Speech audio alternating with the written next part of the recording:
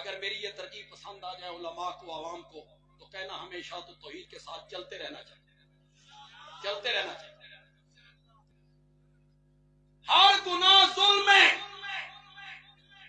شرک، زور سے بولو، زور سے بولو، اس ملک میں شرک کے خلاف ننگا جہاد اگر کسی جماعت نے کیا ہے تو وہ اشاعت التوحید و سنہ ہے،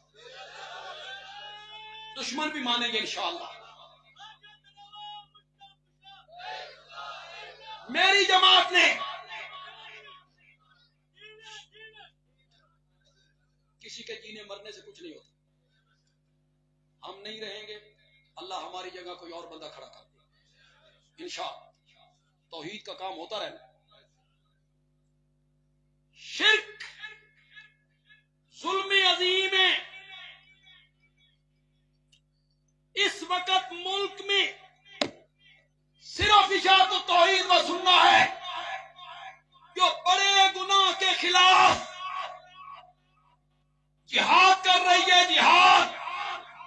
اگر شرک سب سے بڑا گناہ ہے تو اس بڑے گناہ سے جہاد کرنے والی جماعت کا جہاد بھی سب سے بڑا جہاد ہے۔